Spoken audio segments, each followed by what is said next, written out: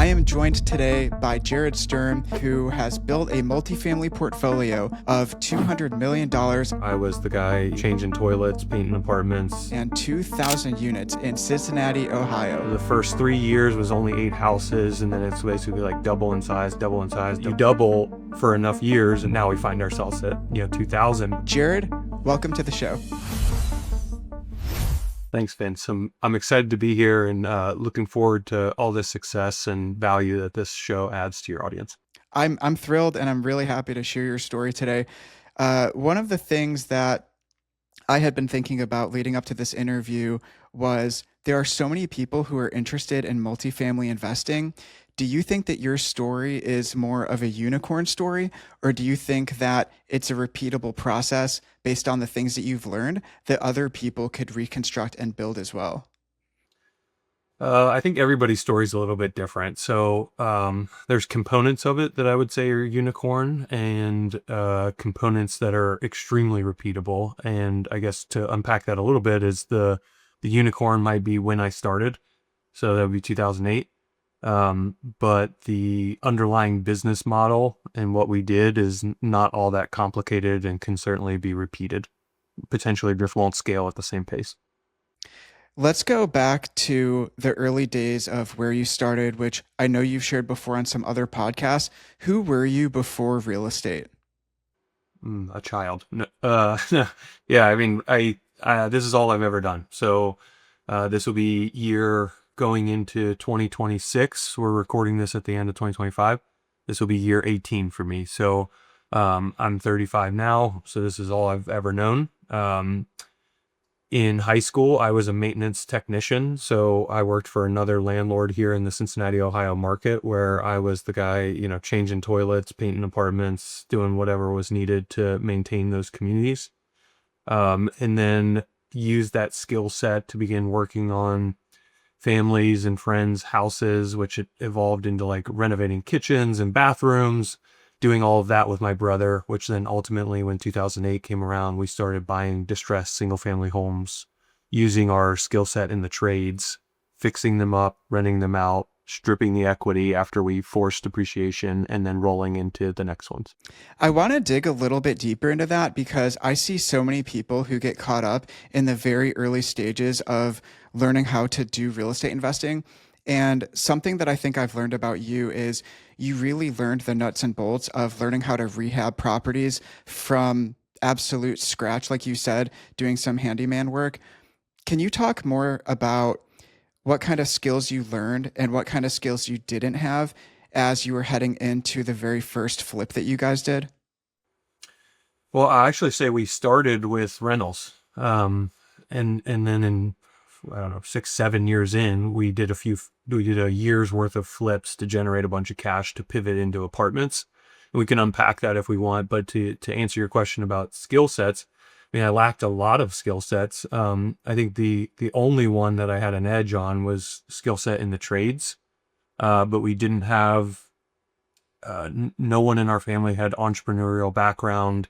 No one in our family had a real estate background. I think my uncle at one point in the 80s had a rental property and didn't go well, but so there wasn't that network and community around us to know what we didn't know.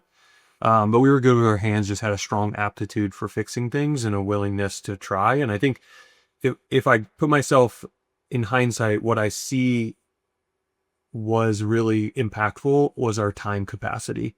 So we didn't have a lot of responsibilities at the time, right? 18 and 21 years old, no family, no relationships. It was like no problem to work 14 to 16-hour days. And it just felt like I was hanging out with my brother, building tree houses in the woods like we did when we were kids. I actually didn't know that you acquired rental properties before you started flipping. I thought that you started flipping and used that capital to buy rental properties. So could you talk about the first rental property that you guys bought? Yeah, I think it's a function of the time. So keep in mind, 18, 21 years old, me and my brother, we did not have W-2 jobs. We were self-employed, going out working on people's houses, making enough money to live. But the lenders at the time were, breathing from the financial crisis. And so they certainly weren't lending to a couple of kids who had no track record and no job. So the first 8 houses we had to buy all cash and renovate all cash. And we bought those, we held them, we rented them out. It took us 3 years to get to 8 houses because we weren't financing them at all. And then we went back to a little local bank 3 years down the road, like 2.5 years into our career, and said, we have this portfolio of 8 rentals. We want to do a blanket refinance and pull out the equity. And they gave us a 60% LTV blanket cash out refinance. And I've told this story on other podcasts, but it was a really meaningful day because for those first 3 years, we were not making money. Everything was pouring back into buying that next property, and the equity, because they were all free and clear, the equity was pretty significant to when we did that cash out refinance, and it was a 6-figure check. And we were looking at that like, oh my gosh, it worked, right? And it's essentially the Burr model, right? But we did it with 8, and we did it with free and clear properties. That was just because no one would lend to us. We didn't have investors. We didn't have debt. So it was all 100% equity and a whole lot of sweat equity. So you guys were doing work, manual labor at that point, and saving up as much money as you could, buying rental properties that were probably pretty affordable. Do you know what the purchase price looked like on some of those? I know it was a long time ago, but I would imagine it's half or less than what it is today. Maybe a tenth. So yeah, no, this is Cincinnati, Ohio, 2008 through 2011, right? So the average, we were buying the worst of the worst, the things where our sweat equity could be really valuable. So you're talking like $25,000 to $50,000 houses. Now we built up a sizable portfolio of those smaller assets, and then we sold them all in 2020 and 2021. And those exit prices were on average like 150,000 ish. So those properties that we were buying for 25 and maybe investing 25 into them, and also a lot of sweat equity, and then we would sell for like 150 ish. So those rental properties that you guys acquired, those 8 properties, did you guys renovate them and get them in good rentable condition before you started renting them out? And do you feel like you kind of cut your teeth there, really learning how to essentially flip these properties, even though you were holding them, and that kind of set that foundation for actually doing flipping as a full-time income source after that? Yeah. I mean, we were working on other people's houses too to cut our teeth and build that great trade skills. But yes, we would go, 9 to 5, work on someone else's kitchen and make $25,000 doing it. And then we would go buy a $25,000 house with the cash that we made from the job, essentially living off, I don't know, at the time, maybe 5% of our income. And then we would, so we continued to build that up, but we built up a sizable rental portfolio before we ever started flipping. And it was the only reason we decided to flip is because we needed enough cash to pivot into apartments, which was 2015. So we were 7 years into our career before we ever flipped anything. We were more interested in building a steady stream of income off rentals. So, as we pivot to the next section where we really dig into what you guys did flipping houses, moving forward in the story from rental properties to flipping, and then in a little bit here, we'll get to how you guys shifted into multifamily. But to focus on flipping here, how did you guys find the first flip that you did, and how did you finance it? Did you have to buy it in cash? Were you seeking out capital partners or a hard money lender, or what did that look like? Yeah, the first 8 years we were not working with any investors, so it was just our own internal capital just churning, and it was a great time to be doing that because it was market was climbing, getting in at really good times. So if you're talking about the flips were in 2015. How did we find it? That first one was a guy in my bowling league at the time had a rental property that wasn't being managed the way he wanted it to be. And so we bought that property and went in, did a very extensive rehab, and flipped it to sell. And that year, my brother Andy and I, we did 17 flips, just him and I doing 100% of the work. So we were vendoring out nothing. And that generated a lot of cash for us to then turn around in 2016 and buy our first large apartment community. Do you feel like you're kind of seeing that tailwind working for you as far as increased transaction volume, increasing prices, where things were kind of generally going up from 2012 through 2021? You guys were right in the middle of that, 2015, 2016. Do you think that you could kind of feel that a little bit? And was that something that helped, or you were just buying such good deals at discounted prices that needed value add that it kind of would have worked in any market? It was hard to miss from 2008 to 2015. So, I mean, a lot of our rental properties that we bought during that time period, we would look on the MLS and there would be 10 good options and be like, okay, pick the best of the 10 good options. And it's just a very different time in the market. And I don't think we'll ever see that same level again. With that said, at the time, I didn't realize it was as good as it was, right? Like, a lot of people were still not thinking real estate was great, and there was a lot of fear in the market, and we didn't know what the next few years would look like. But in hindsight, it was an amazing opportunity to be buying. What was the best flip that you ever did? An absolute home run as you look back on it and you're like, wow, we crushed that one and that was an unbelievable deal. I don't remember the numbers well enough, Vince. I know that the numbers all look really, really strong on paper because we vendored out none of it, right? So like, not only were we the general contractors, we were the subcontractors from demo to paint to the more experienced trades like plumbing, electrical, those things. We were doing all of that all the way through.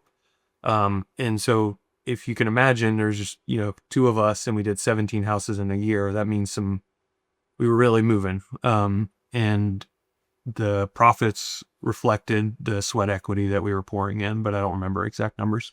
Was there a kind of buy box that you guys had or a way that you were underwriting your deals to make sure that it was going to be profitable enough to be worth doing? For flips, yeah. Of course, we're just looking at ARV and what we can exit at. And at the time, my brother had gotten his real estate license, so we were even picking up profits on the commissions there. At that phase, it was all about trying to keep as much money in our pocket as we could to then redeploy. Um, a lot of it had to do with proximity to where we were operating out of, since we were the ones swinging the hammer and sweeping the floors. We needed to be able to get to it easily, and then belief in the sub market and basically back end demand to sell off, which we never had any problems with that in 2015 when we were doing it. Got it. Okay. How many years were you guys doing flipping before you had that light bulb moment that said, maybe we should look at something that scales more, that's less labor intensive? What did that look like? I would say flipping was just a means to an end. We only used it to generate enough cash. So from 2008 to 2015, all we were interested in was building up our rental portfolio. But we saw that we wanted to do large apartment communities, but large apartment communities are expensive and we didn't have enough money. So we said, how can we make enough money fast enough? Let's flip 17 houses. Which then in 2016, we bought our first apartment community without investors. So that was, multi-million-dollar transaction that, again, myself and my brother funded without investors. And that only came because we were like, we'll put in a year of really, really tough work to generate enough cash. But I think that the underlying thing that I hope your audience takes away is like, this whole time, whether I was 18 or 25, like, we were making on paper really good money, but I was like, me and my brother, we were living in a house, a 6-bedroom house with 4 other guys and renting out bedrooms. And I would guess we were probably living off like $5,000 to $10,000 a year. I mean, it was like nothing, because we had no housing expense. It was just like, as long as we could pay for our cell phone and get some food in our stomach, we were good to go. And so even in that 2015 year where we had really strong profits coming off the flips, all we were interested in was redeploying the capital. And the next step was into that large apartment community. If you're listening to this and you're in your 20s, there's so much value in what Jered just said about frugality and living below your means, because someone who makes $80,000 a year and saves 70% of their income living with roommates or living at home, living in a furnished basement or whatever it is, just finding a way to cut your living expenses drastically, you could save $30,000 to $40,000 a year if you can find that type of setup that you had. And the numbers might change because of how affordable everything was back then, but the percentages stay the same. Whether you have a 30, 40, 50, 60% savings rate, someone who's making $80,000 a year or 100 could save more than someone who's making 500 a year, depending on what your savings rate is. Yeah. And Vince, like if I put myself back in my shoes at that time, I didn't even see it as savings. Like that's not where me and my brother's mind were. It was like, that's not ours. Like that's not ours to have. Like that's the business's. And I'm okay. Like I don't make money, right? Like that's not what I'm doing. At that time, it was all about that's the businesses. Don't take it away. It didn't even feel like it was an option or like I have to have discipline or self control. It was never ours to have. And I mean, there was a couple years there where we intentionally said we're taking nothing, zero from the business. Everything's getting reinvested. And the way we paid for our bills, which would be very few bills at the time because we were living with all those other guys. And we owned that house, by the way. So it was a house hack. Um, the way we paid for our bills is we would go out on trash night and pick up scrap metal from people's garbage. And then we would go scrap the metal. And that was enough to pay the cell phone bill and groceries. So like, we were willing to do that even after the long days so that we could live off of or reinvest 100% of the business's income. That is such a great mindset to have. And I think anybody can adopt that mindset, whether you're just starting out or you've already done a bunch of deals, because if you look at it that way, I just think you're going to have so much more success scaling any real estate business or portfolio because you're looking at it in such a unselfish way and you're not wanting to achieve success in real estate so that you can increase your standard of living and your lifestyle and buy a flashy car or just excessive things in your personal life. But the more you compound and reinvest into the business like that, I mean, look at how it turned out to you just a decade later from that first deal, which we're about to go back to because I think everybody's going to want to hear about that. Your first multifamily deal in 2016. Mm-hmm.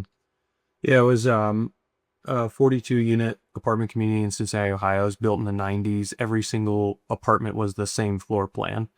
And why I say that is because what we were very interested in was beginning to build scalable systems and processes around our renovations, around our management company, which ultimately we vertically integrated and built up both the construction arm and the property management arm underneath our portfolio.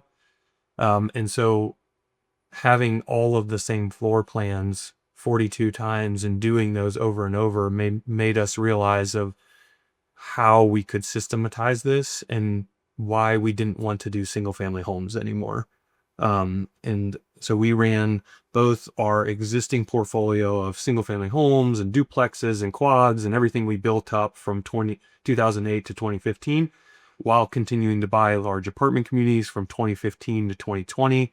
Then when interest rates dropped and a bunch of first time home buyers flooded the market, we dumped all of our single families and small multis because prices shot up so significantly, and it allowed us to focus operationally on doing one very specific strategy, which is what we do today, which is we buy distressed assets, we force appreciation through renovations and better management in large apartment communities only within Cincinnati, Ohio. So our focus is pretty narrow, and we just do the same thing we've been doing all these years, just at larger scale. There is such a big journey from the first multifamily deal to the scale that you guys are at today. So I do want to spend a little bit of time going through that.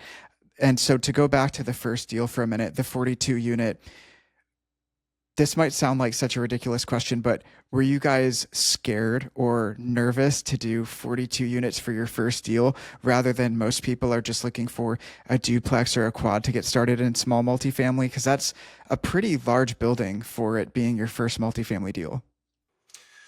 It wasn't. So let me clarify that in the 8 years leading up to that, we were buying single families, we were buying duplexes, we were buying quads. We even had a 5 unit building, and our portfolio of smaller assets, like what I just described, had grown to be, I don't remember how many units it was, but it was sizable enough to where it was more than 42 units, right? So like we were, um, it feels like we're really big now, but this is going into year 18, and it's always been pretty methodical growth. So the first 3 years was only 8 houses, and then it's basically like double in size, double in size, double in size, double in size.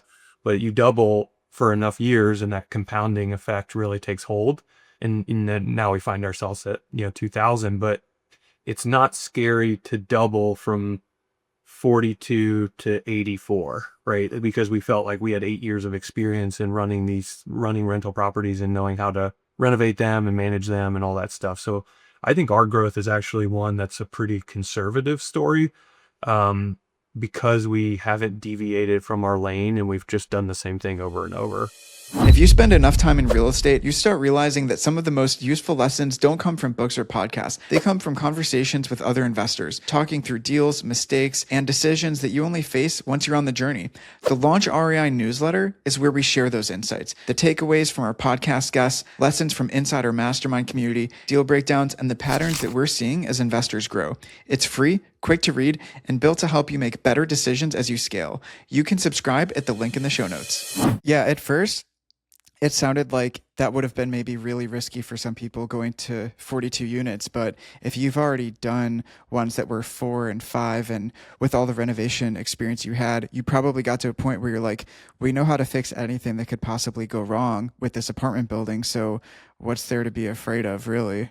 Mm-hmm.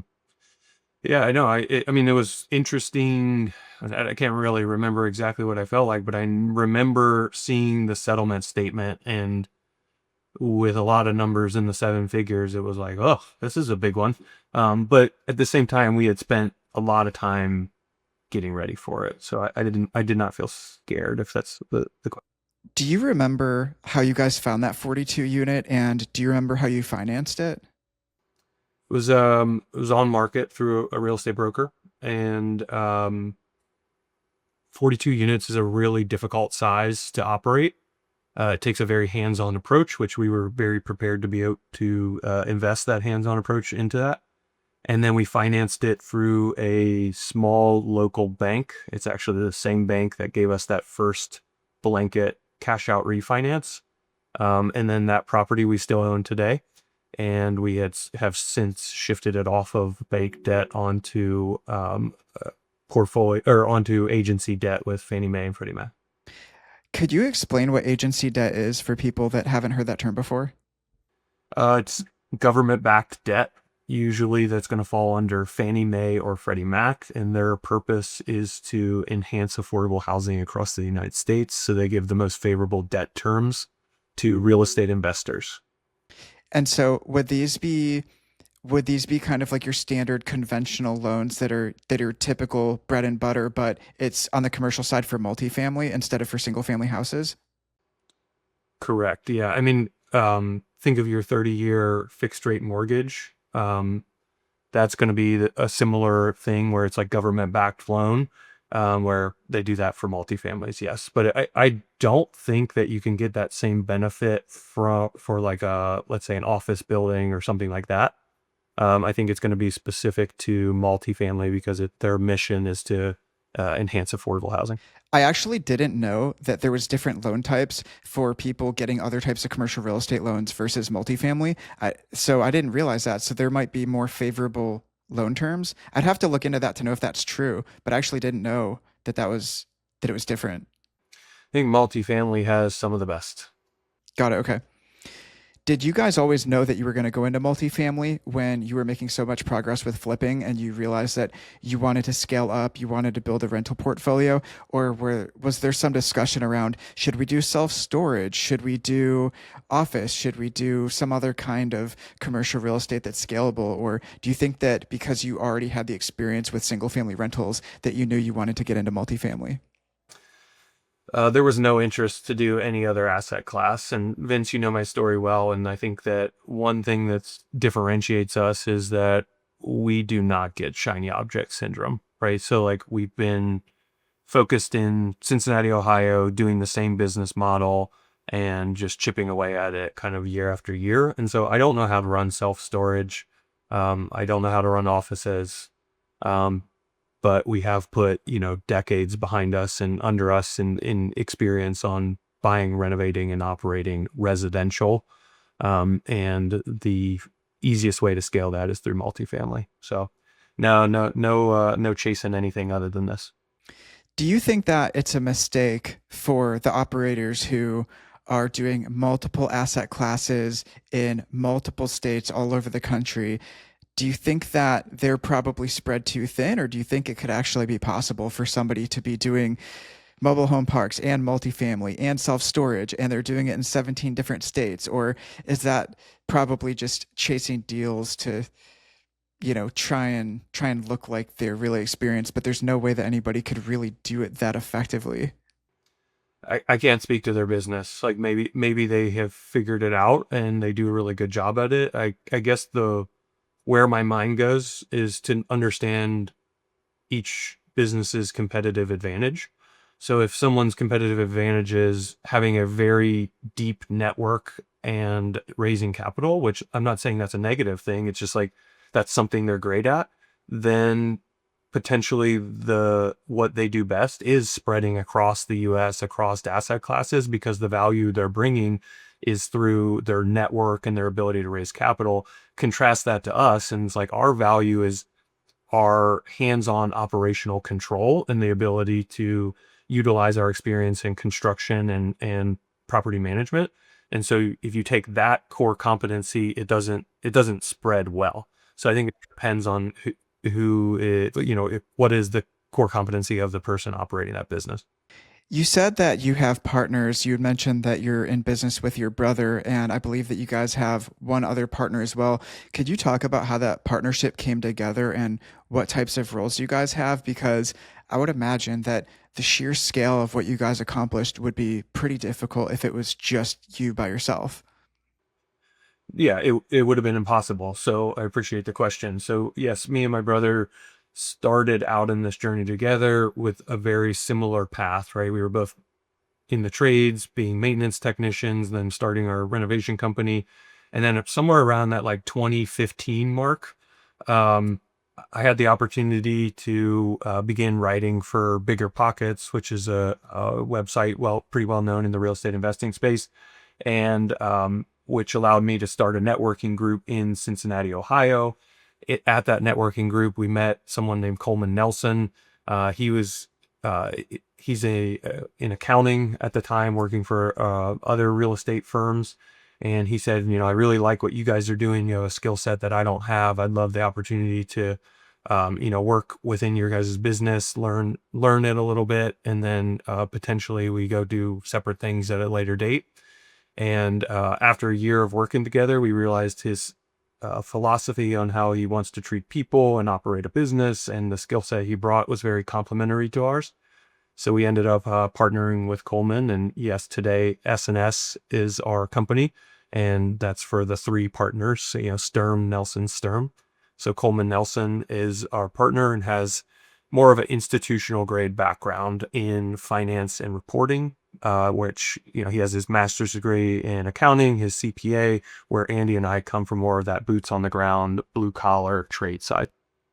It's awesome that you guys were able to fill in those complementary skill sets that you didn't have naturally, because I would imagine that you and Andy had similar skill sets considering that you were the ones flipping these properties together. So, like you said, having Nelson's background that was completely different and plugs the gaps on the financing side sounds like it ended up being a really good match, especially considering that you guys are still in business together today at the scale that you guys have achieved. Yes. And me and my brother, it's interesting. We have very similar backgrounds, but we approach work pretty differently. And it's worked out well to where as the company scaled, you have to get better at defining roles and responsibilities. And so our titles now in the organization and have been for a while, I'm CEO, my brother's COO, and Coleman is our CFO. And I think of the best way to describe that we're a 65 person company now, right? We have 65 employees. It's still relatively small, so we wear multiple hats and the lines do get blurred. But a better way to describe it than just those, letters behind our names is I push the company forward. My brother cleans up the mess that creates by designing better systems and processes. And then Coleman keeps track of all of it. Right. And so that's kind of how we break out our roles and responsibilities. So today I'm more focused on acquisitions and investor relations and raising capital. Got it. It's awesome that you guys were able to match all of that together and have it work. What advice would you give to other people that are looking for partners or thinking about even partnering with a family member? Well, I mean, I've gotten this question over the years of like, what's it like working with your brother? I could never do that, right? Like people will say that to me, and man, it has never been a problem. And kudos to Coleman who came into our business, 8 years in, and is basically, but if you think of SNS, like he's basically between two brothers, and it works really well. Like we don't argue, we don't fight, like nobody is. And if I'm thinking about why that is and how someone may be able to like replicate that, it's probably an alignment of how we, like I said before, like we're in similar life paths. Like we're all around the same age. We have um, all having kids, kind of like wanting the same thing, wanting to treat people the same, wanting to operate our business the same, having the same kind of philosophy around money and in general. Um, but when I think of me and my brother working together, the way I would describe it is like I've always seen his success more important to me than my own, and I believe the same and vice versa. And when you have that type of mindset, um, nobody's keeping score, right? Like it's not like, oh, I worked 14 hours and you worked 16, or like, nobody cares. Like it's just about working together and producing something great. And I think that is still very much a part of our company today. And I think that same mindset then translated over to, the relationship with Coleman. Got it. Thank you for sharing that. It's really insightful. As we go back to the point where you had acquired that first multifamily and then the steps that came after that, because there's a large gap between where that was and where you are today. Let's continue down that path as we put together the story of how you guys built this huge rental portfolio of 2,000 units. So that was the first 42. So your second multifamily deal, it sounded like you had this doubling mindset. What was that second multifamily deal that you guys did?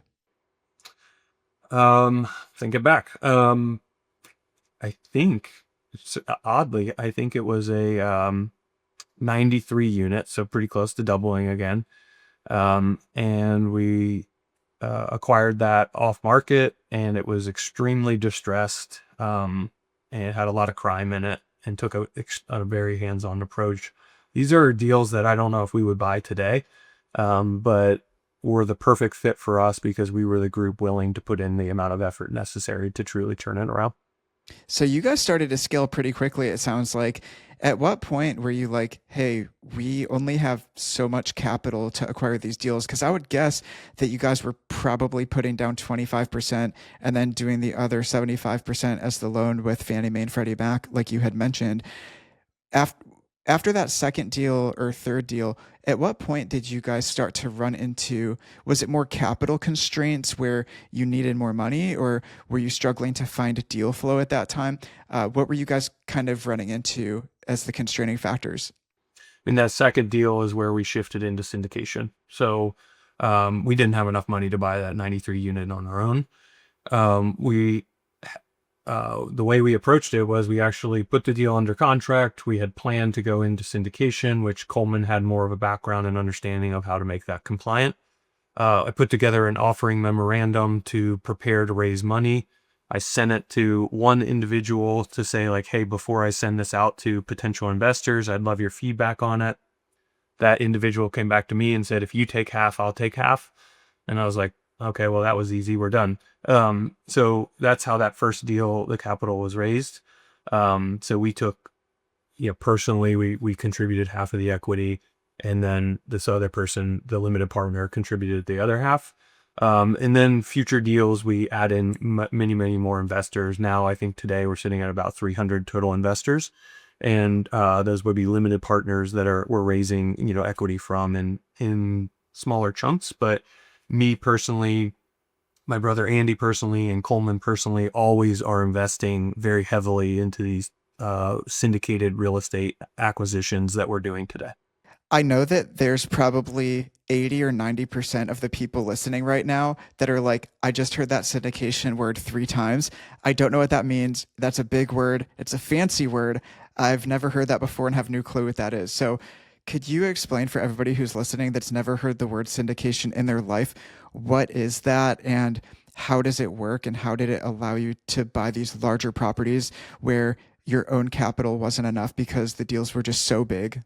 hmm Yeah, it's a pooling of capital from a bunch of people that want to get together and do something with it. And so I've heard someone else describe it over the years of like when you're riding in an airplane, it's basically a syndication, right? Like you might not be able to, maybe you can, Vince, but like most people can't buy the 747 and fly it across the United States. So what they do is they come together as a group and put enough money into the pot together to cover the expense of flying that 747 across the country. We do the same thing with large apartment communities. Maybe I personally can't buy a 200 unit community, but if I get together with 30, 40, 50 other people who want to throw in $50,000 to $100,000 to buy shares in the LLC that ultimately own the apartment, then we can own and operate this apartment together. So did that answer your question? Yes. And I think what a lot of people are wondering is who can invest in these passively because you guys as the partners are half of it. Maybe not percentage wise. I'm sure it differs based on how it's structured because these can be structured in different ways. But there's you guys as the partners, and then there's the investors. What does that kind of look like for those two parties, and who can invest in these deals as the financial partners to get a little slice of these large multifamily deals without having to do the work on the management side of it, finding the deal, putting it together, operating it? Can you dive into what that looks like? Yeah, I would label it as you got general partners. Those are the people who are putting the deal together and controlling all aspects of it. That would be myself or my company, S&S Capital Group for us. And then you have limited partners. Those are more of just the people writing the check. They don't have operational control.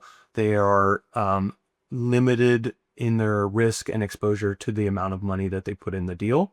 And it depends on the specific syndication sponsor or the general partner putting together a deal. But for us specifically, we only raise capital from accredited investors, which is a SEC term that defines how much net worth and net worth or income someone makes. And there's a couple other designations, but for simplicity's sake, it's someone who's making or has a $1 million net worth or more, excluding their primary residence, or is making $250,000 more for the prior 2 years with the expectation to make it in the next year. So the government puts this label in place to say, if you're a rich person, you can risk your capital by investing into these passive investments, these private placement offerings, or these and so we raise money from accredited investors. There are syndication sponsors who raise money from both accredited and sophisticated investors. That's just not our model. What would be a place that people would want to look to or search if they wanted to find sponsors? Sponsors and general partners, by the way, are a term that you guys will hear interchanged. It basically means the person who's kind of managing the deal, putting it together, and running it. And so if you hear sponsor or general partner, it's the same reference. It's, Jered and his partners, basically. They would be the sponsor, they would be the general partner. It's the same thing there. The limited partners are just putting in money. If you're a limited partner that wants to put in money, how would you find people to invest with? You said that you had made some good connections at a local real estate meetup. There's obviously places online that people could look, maybe podcasts. Do you have any advice for people that would want to find sponsors to invest with if they meet that accredited investor checkbox? Yeah, I think network is a huge component, right? Because like track record matters a lot, and reputation matters a lot, and integrity matters a lot. Those are all hard things to do due diligence on. And so getting into networking groups, whether those be online or in person, and then asking other people, you know, have you ever invested passively? Who have you invested with? What was your experience like? Because you may even have someone who produced a good financial return, but was a nightmare to partner with, right? Like if you find, as a passive and limited partner, you may be like, I never heard from them for 5 years, but then I got a decent check. And that might make someone very uncomfortable. Even if the returns are good, they want a partner who will communicate well. And I think you can understand these types of investments really well by just asking others, what are they doing? What has their experience been like? Which makes it really hard for first time, which I was in that boat, right? Like first time general partners or sponsors who are raising capital that might lack the track record or lack the experience. So you have to be ready to start small, start methodical, and kind of chip away to build your track record and build your reputation, which we're fortunate that we have a good one now. And when we raise capital, it's, or I don't want to say easy, but it's always humbling to know how much support we have from our investor group. Real estate is a team sport. You can grow so much faster if you're in the right room. The Launch REI Mastermind is a curated space for investors who want to move from hands-on execution to professional portfolio management. This is your personal board of directors. Inside, our conversations go beyond the tactics. We cover the decisions that actually change outcomes, structure, tax strategy, and capital allocation. If you want to build alongside a vetted peer network designed for the long term, apply for the Launch REI Mastermind at the link in the show notes. It sounds like there's two pieces to this, because what you just talked about was the first half, which is how you would find a sponsor that you want to invest with and knowing if they're good or not. You talked about integrity and things like that. But then there's also the other half, which is, how do I know if it's a good deal? Should there be certain numbers that people are looking for? How will they know if the deal is good or not, if the numbers are good or not, if the plan that they're being proposed about the deal is accurate or not? There's really some variables there. Yeah. You said the other half, and I would actually argue like it's not a 50-50 split. In my opinion, like you can take the best deal and run it straight into the ground with the wrong general partner or sponsor, and you can even take a mediocre one and do really well with it with the right sponsor. So I would put it at like a 70-30 split, meaning like if you're considering these types of investments, you want to prioritize the sponsor because they're the one that's ultimately putting all those numbers on the paper anyway. So if they're disingenuous person and they're dishonest, they're just going to lie in the numbers that end up on the offering memorandum anyway. So you can critique it all day long, but you probably won't know. So you got to know that the person behind the numbers is doing the right thing. That's the harder part of it. I think the easier part is the deal analysis. And frankly, like in the last 2 to 3 years, it's gotten even easier because you can just feed offering memorandums and PPMs into ChatGPT, and it can basically like pick it apart and give you a list of questions that you might want to say like, oh, that page doesn't line up with this page and those returns don't make sense. And you can do it through AI, or you could do it through a network of people who already have that years of experience to weigh in. What do you think is a reasonable example of what kind of average returns might look like as an LP who's been investing in your deals? I know that you can't speak to other people's deals because you're only the operator for your guys' business, but what kind of metrics are people looking at to analyze the deal? And what do those numbers kind of look like as far as like a little bit of a range so that people have some idea of like, okay, how much money do I have to put in? And then what range of returns are likely, so that people can understand. Yeah, those rates of return would be really well defined in our offering memorandum. So we would put that out of like this specific deal. We believe we're going to hold it for 10 years, and we think the cash on cash return, excluding the sales proceeds, will be X, the IRR will be Y, and the total overall return will be Z. Typically today, what we're targeting is like a cash on cash return, excluding the sale, of 10%. And then an IRR of 12 or more.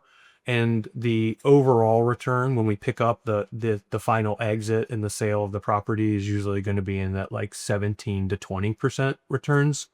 So that's what we're targeting. Historically, we've been able to beat that, but we've also had the tailwinds of market conditions at our back, plus our efforts in the forced depreciation. So we've been really lucky to be able to beat those, but we don't assume we'll be able to continue that same level of returns moving forward. Could you talk about how you guys are driving NOI or net operating income for these large apartment buildings that you guys are buying? Because that is the biggest or second biggest way that you're really improving the value of the property, right? That and expense reduction. Yeah, I think that NOI is expense reduction or income generation, and usually it's both. So the days of 2015 to 2017, or I should say 2015 to 2021, of like buy a property and take the rents from 1,500 to 1,700 just by snapping your fingers, like those days are done.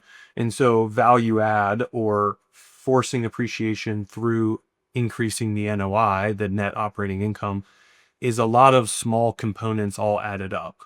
Little ways that you can make a little bit more income across every line item on the income statement, or little ways that you can trim expenses off every line item on the income statement of the expenses. But where we actually really thrive is finding the information that does not exist on the income statement, opportunities to add income that does not yet exist, or areas that we can cut expenses that are not factored into the income statement at all. So between those lines lies a lot of opportunity, but it's usually the accumulation of a bunch of little things. Is there one thing that you think is like your bread and butter that you love to see the most when you're looking at a potential deal that you guys might want to buy, that you're like, I know that that is an absolute home run if it's got that one thing, if one thing really sticks out more than the rest? It's too hard these days that it's not ever one thing. I think what our bread and butter is renovations. So coming from my background and my brother's background, and so when we're going into, let's say we buy a 1990s apartment community, and they're all 2 bed, 2 bath apartments, and the finishes are all from the 1990s, and we have to go in and do, new plank flooring. We paint all the outlets. We do the switches. We do new light fixtures. We put in new cabinets, countertops, bathrooms, all that stuff. We do about 40 to 50 of those a month now. We do it all in-house, and we average about 3 days to do that full renovation process per unit. And so what our bread and butter is going in and doing those cosmetic overhauls. And it's not that we're doing anything different than anyone else, right? Like all the apartments look the same.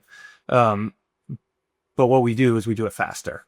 And so that's where we can have a competitive edge, is we can go in and from day 1 to day 3, and then we're done, right? And then our leasing team usually averages like so a couple days after that to then fill the unit, which means we can reposition entire apartment communities while maintaining a really high occupancy, which is a challenging thing to do, but we've built that out as a company. Speed is something that we don't hear about that often, so I think that that's really interesting for you to include that. Now, if we look on the flip side of that, what is an absolute red flag when you're looking at multifamily deals that you think, hell no, I am not touching that with a 10-foot pole?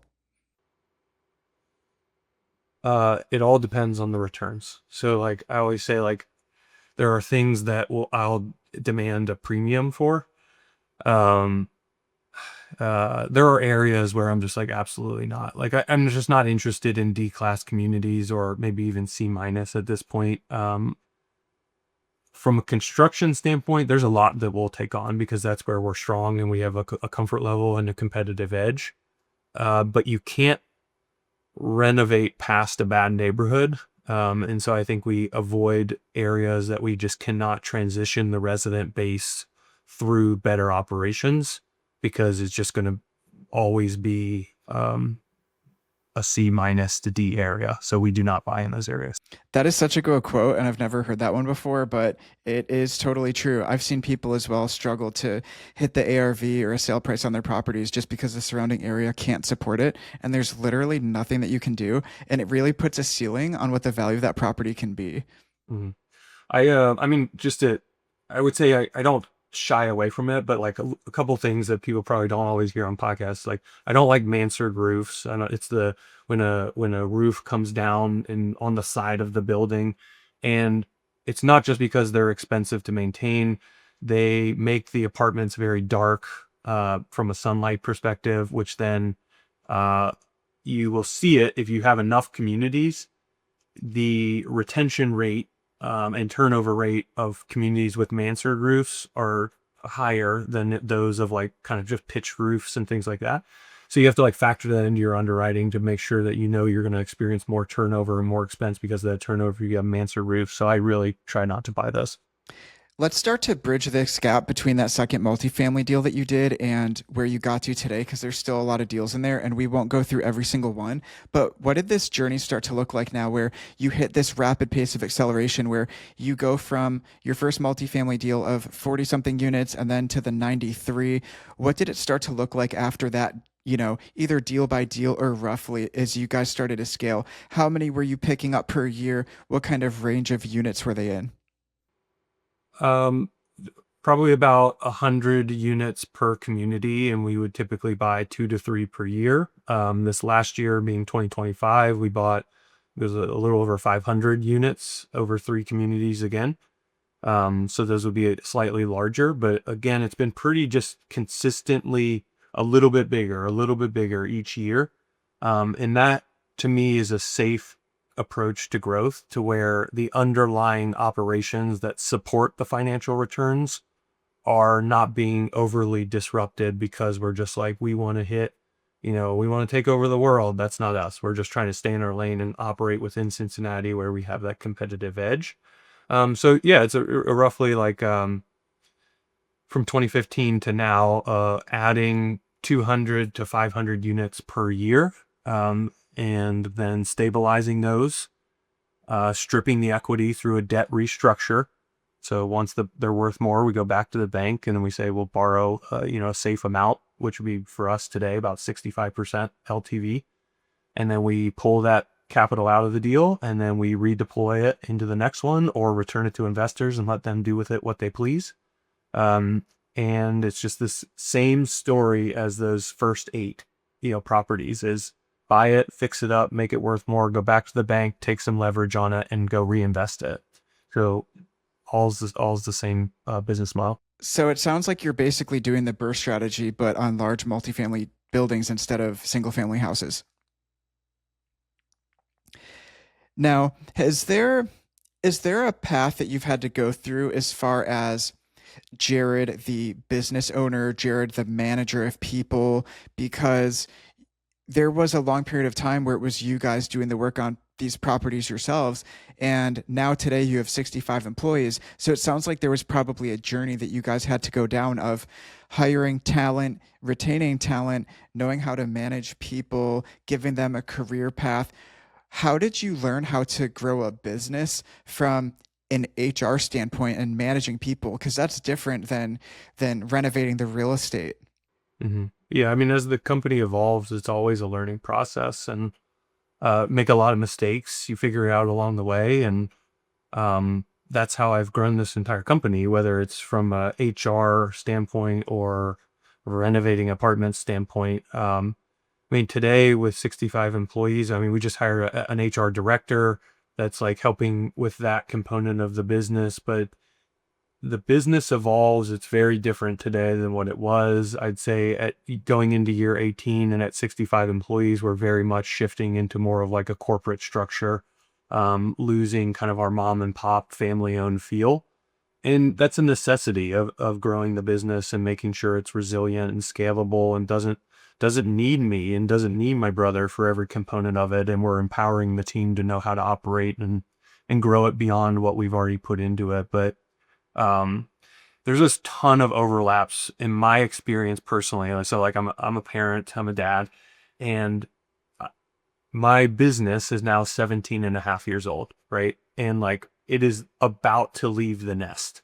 And so you have to be able to like hope that you gave it the right values, and that you surrounded it with people who will lean into it and contribute to it in a good way, and be a positive influence. And occasionally you'll make some decisions that as a parent or as a founder, you'll be like, oh no, you shouldn't do that.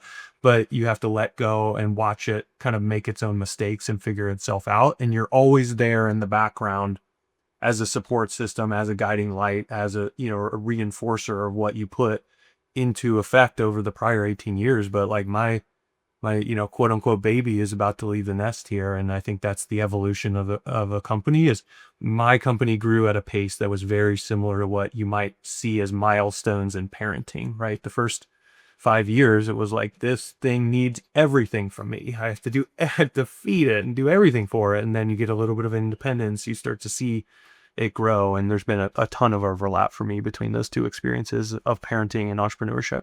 It's really interesting that you're able to draw those parallels because I haven't heard people really talk about it in that way before. So I think that that's a really interesting perspective. Now that you've been doing this for so long and you guys have built such a large portfolio, what do you think is the number one skill that people need to have if they're listening to you and they say, I want to have hundreds or maybe one day thousands of multifamily units? What do you think is the most important skill that people need to have? I don't think there's a good answer for that, right? I think like everybody's story is a little bit different. So I think maybe it's the skill of understanding where you add value. So maybe I do have an answer. So it's, but that is different for different people, right? And I think that too often on these podcasts, people try to recreate someone's story, whether it be mine or another, guest or something. And it's like, that's not your story, right? Figure out where you contribute, where you add value, and then go do that. And so I think understanding that, and then once you start doing it, if it's working, just stay in your lane and just keep doing it because real estate's a slow industry. It's a very relationship based industry. And it often takes years and years to build that kind of reputation. Why do you think that multifamily is going to be a good investment going forward in 2026, 2027, 28 going forward? What are your thoughts on what the industry is going to look like over the next few years and why it'll continue to be a very desirable asset class? I think it's different in different markets. So if I'm answering that from like a national perspective, it would be that interest rates climbing from 2022 to 2026, basically, um, has constrained supply. So there's very little supply coming online, and it will shift supply and demand balances to where there will be less apartments than there are renters. It's still extremely hard to own a home. And so we have a lot of demand from renters with very little supply coming online, which will likely increase rents. I don't know if that's necessarily the best thing for the United States or for the people that live in those communities. That's one of the reasons why I really appreciate Cincinnati, Ohio. It's an extremely affordable market. And so our rental rate, I believe this number is right, but our rental rate is 18% of our household income. And so it's a very affordable market that, to me, that as a real estate investor, that tells me two things. What we're doing is sustainable. So I've appreciated the success that I've had. And it means that our customer, the resident who lives in our apartment, can sustain continuing it or even potential for growth. Contrast that to like a Phoenix where rental rates are 39% of household income. I don't think there's a lot of runway there. And so if I look at Cincinnati and I look at the underlying supply and demand mechanisms of multifamily, I see it as a very stable, healthy runway ahead. Got it. Okay. Thank you for sharing that. I've got one more good question for you, and then we've got a little bit of a game that we're going to play that I didn't tell you about because I want to see if I could throw you a curveball and see how you'd answer it. So I think that a key question that most people are probably wondering is, as best you can remember, because you've done so many of these deals now, where do most of your multifamily deals come from? If you could kind of imagine a pie chart here in front of my face, maybe like roughly what percent of your multifamily deals have come from what sources? Because I think that's something a lot of people wonder is where you're finding these. Majority is going to be brokers. Yeah. So that doesn't always mean on market. Sometimes it's broker relationships. As we've continued to buy larger and larger communities, that continues to scale more and more majority towards brokers. In the Cincinnati, Ohio market, there's really 5 groups that you need to know. And I don't know this for sure, but it's probably they do 90% of all real estate transactions in multifamily in Cincinnati, Ohio. And we could build out this whole arm of our business about direct to owner and off market leads and all this stuff. But the reality is when you're talking about $20 million plus transactions, the sellers are sophisticated and they understand this is a relationship based business. And a lot of times they're going to lean towards those brokers to represent them. And so what we do is we acknowledge that, and we just pour into the relationships with the brokers and let them do their job really well. And we don't play all the off market games and all of that stuff. And we actually this year, I guess a tip here, Vince, is like this year we went through and we pulled the whole co-star list of every apartment community in our buy box. We filtered out anything that we didn't like, and then myself and my director of acquisitions went through and labeled on a scale of 1 to 10 each apartment community of a desirability of how much S&S would like that. And on this sheet, it has the owner's name, the owner's phone number, the owner's contact information. So we could call them, right? But instead, we send this list to the brokers and we say, here's our list scored 1 to 10 on desirability. Please bring us back these deals. And we send that out each year. And so we score them. And that's just all about like, let the brokers do their job and let us do what we're really good at, which is running these assets. That is such a good piece of advice, and that is such a great tip. For people who don't have any broker relationships, they might not know what percentage of the brokers are doing the deals in their market. If someone is starting off in the earlier stages or they're looking for their first multifamily deal, how should they go about trying to find brokers for multifamily and approaching those conversations and relationships? I'm trying to think how I did that. I mean, we're in a market, we have a population of about like 2.2 million. So it's like not as big as maybe, Atlanta where you're at. I would think there's probably 20 or so big groups, but I mean, you start to figure it out pretty quickly when you see listings and you're like, oh, the same name over and over and over, right? Like, well, you get to know that person really well. Probably overcomplicating it. It's just like, maybe you can see it through CoStar data. I mean, I do think there is more benefit in direct to owner and off market strategies when you're talking in the smaller multifamily space because you're going to mom and pop buyers. There's more opportunity there. But when you're in the 150 plus unit space, there's just not a lot of that happening. There's off market, but it's usually there's a broker involved somewhere. That's really good advice. Okay, now I've got a little scenario for you. It sounds like the foundation of what you guys built was partially driven and powered by the fact that you had so much exposure and experience with renovating properties and flipping them. So you knew all the components of these assets that you owned. So if we take you and put you back, let's say that you're 22, 23 years old, you just graduated from college and you don't have any contacts in the real estate space yet. You haven't done handyman work, so you don't know how to renovate properties or anything like that. And because you just finished school, you don't really have a lot of money either. This is where a lot of people are starting out in the earlier stages of their journey. We're going to take things through year 1, year 2, year 3, and we're going to see how would you hypothetically rebuild your large multifamily portfolio today if you took a time machine and had to go back there but didn't have the skills on renovating properties? You do not have kids. You are single, you don't have kids. You're 22, 23, you just finished college, you have no contacts. You can choose your savings rate and how you're going to live. You can choose what your first deal or two is going to look like, and you can kind of pick your own path almost like it's a video game. Yeah, I would just find someone in my market that was already successfully doing it.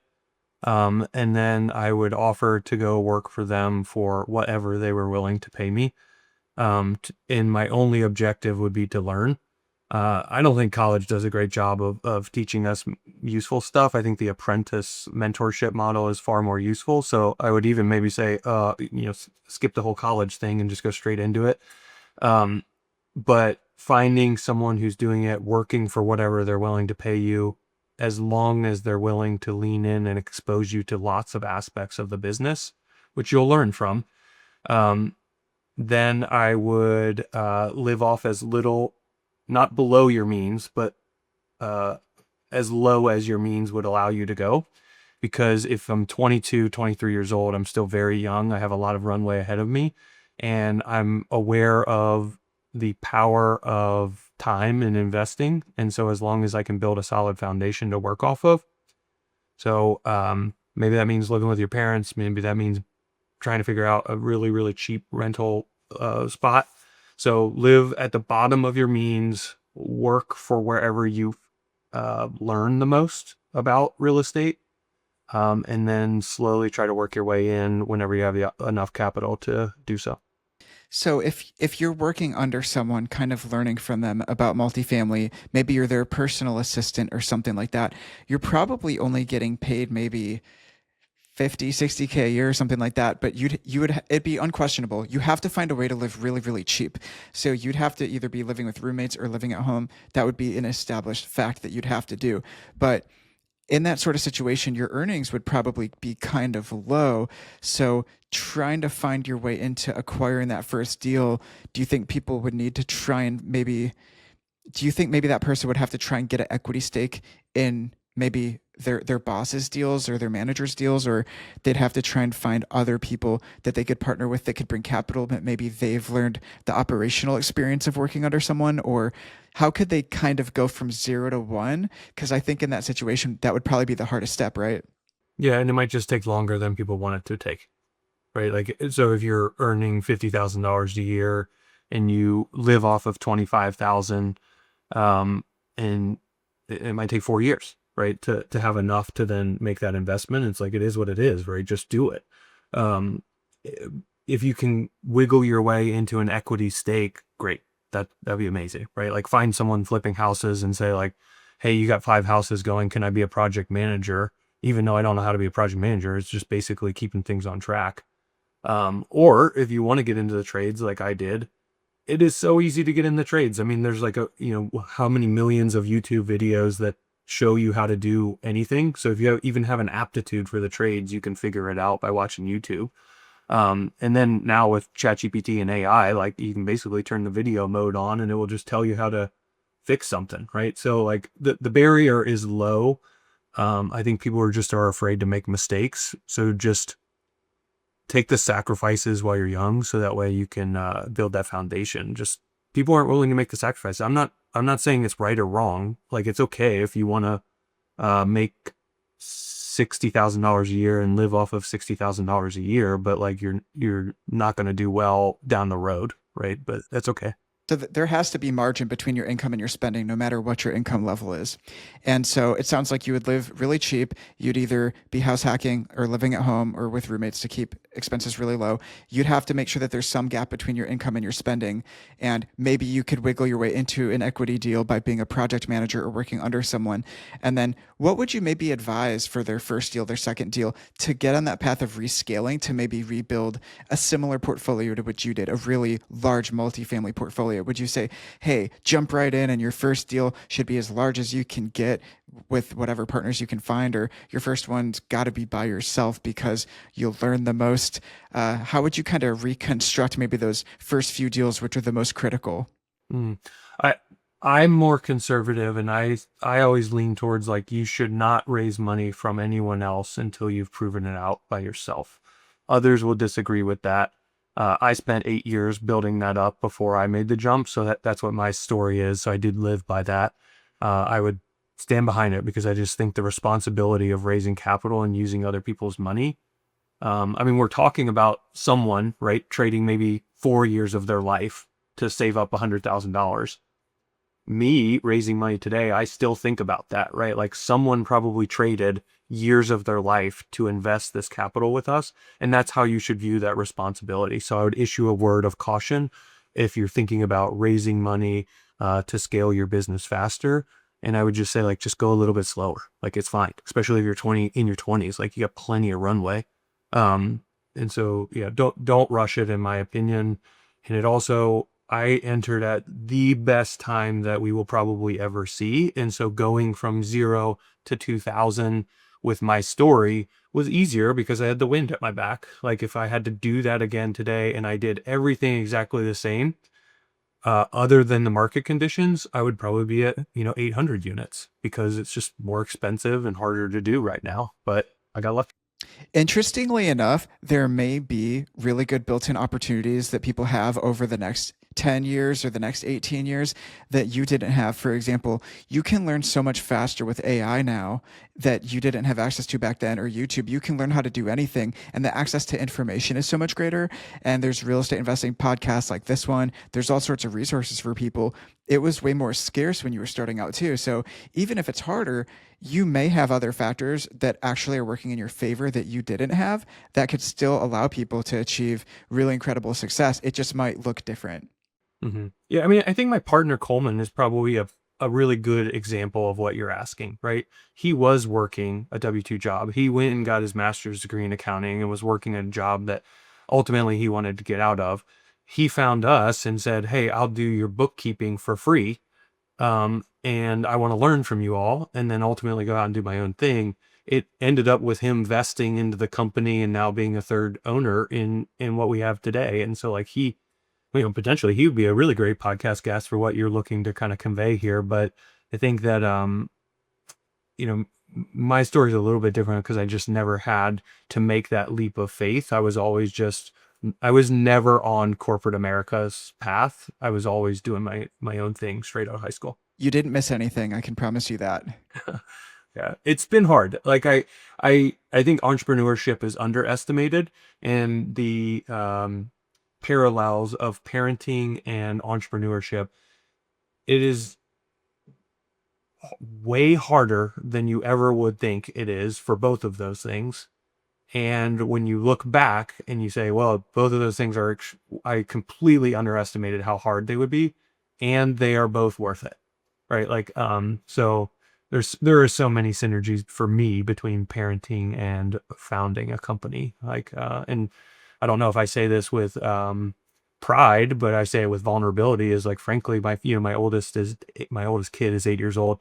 I have put way more time and energy into building and raising S&S than I have my kids, because they're younger, and the amount of time up front that went into building this company is just off the charts.